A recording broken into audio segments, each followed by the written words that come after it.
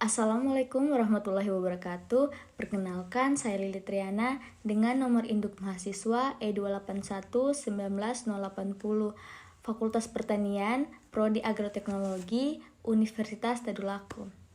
Pada kesempatan kali ini, saya akan menampilkan video pembelajaran mengenai kajian lingkungan hidup. Sejarah PIP di Indonesia dan di UNTAD.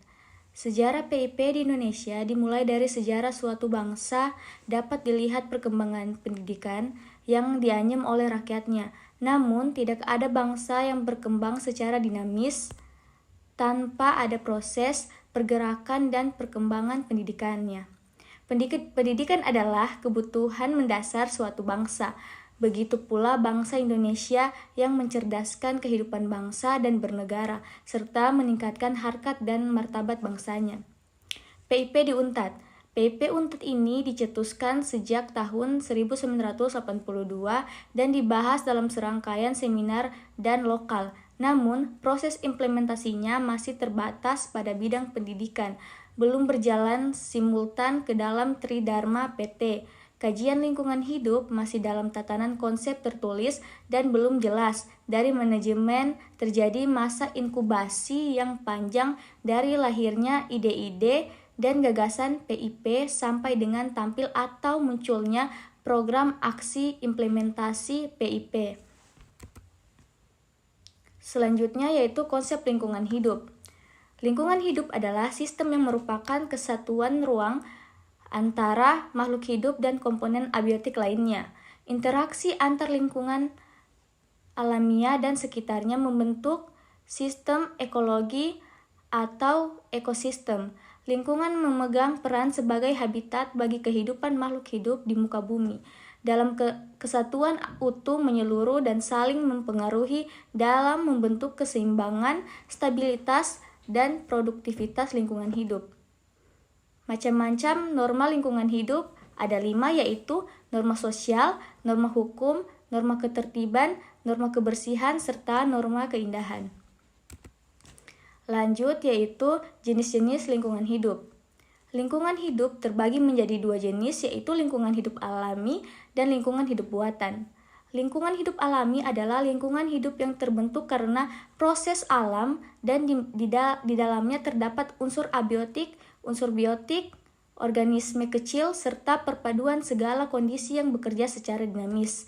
Sedangkan lingkungan hidup buatan terjadi karena adanya campur tangan manusia dengan menggunakan teknologi yang dimiliki, baik teknologi sederhana maupun teknologi modern untuk memenuhi kebutuhan hidup manusia.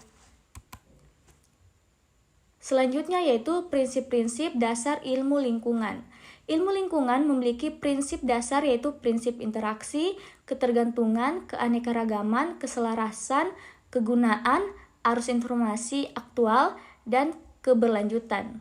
Secara fisik, ilmu lingkungan meliputi segala unsur dan faktor yang mempengaruhi kualitas lingkungan hidup manusia. Selanjutnya yaitu pendekatan dalam ilmu lingkungan. Ilmu lingkungan mencakup berbagai disiplin ilmu yang masing-masing mempunyai konsep ilmu lingkungan, berusaha menyatukan berbagai pendekatan ilmiah menuju pengertian yang menyeluruh atau holistic understanding tentang lingkungan hidup. Kita tidak hanya menggunakan ide konsep tersebut secara terpisah-pisah, namun juga harus berusaha menemukan konsep yang dapat menyatukan berbagai pendekatan tersebut. Prinsip-prinsip etika lingkungan. Ada 9 prinsip dalam etika lingkungan hidup, yaitu sikap hormat terhadap alam, prinsip tanggung jawab, prinsip solidaritas, prinsip kasih sayang dan kepedulian, prinsip no harm, prinsip hidup sederhana dan selaras dengan alam, prinsip keadilan, prinsip demokrasi, serta prinsip integrasi moral. Selanjutnya yaitu komponen-komponen dalam aspek lingkungan. Lingkungan secara umum merupakan suatu keadaan sekitar di mana dapat mempengaruhi perkembangan dan tingkah laku makhluk hidup. Aspek fisik dan kimia yaitu 1. Iklim, kualitas udara dan kebisingan, hidrologi, serta tanah. Untuk aspek biologinya sendiri yaitu aspek kesehatan, mengurangi polusi udara, serta mengurangi kebisingan. Selanjutnya yaitu Undang-Undang tentang Perlindungan dan Pengelolaan Lingkungan Hidup.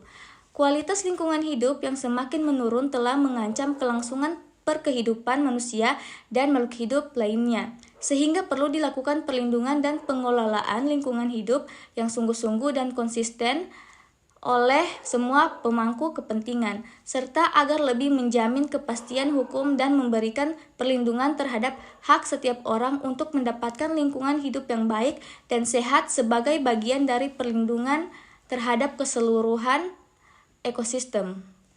Perlu dilakukan pembaharuan terhadap Undang-Undang Nomor 23 Tahun 1997 tentang pengelolaan lingkungan hidup dengan membentuk undang-undang tentang perlindungan dan pengelolaan lingkungan hidup. Dasar hukum undang-undang ini adalah Undang-Undang Dasar Negara Republik Indonesia tahun 1945, Pasal 20, Pasal 21, Pasal 28H ayat 1, serta Pasal 33 ayat 3 dan ayat 4.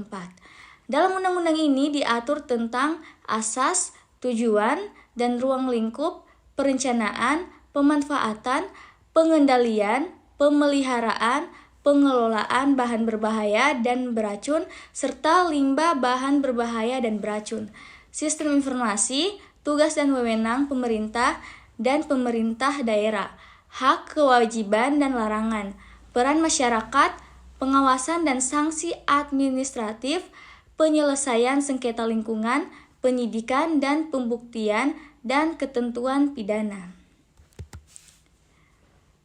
Sekian dari saya. Wabillahi taufiq wal hidayah. Wassalamualaikum warahmatullahi wabarakatuh.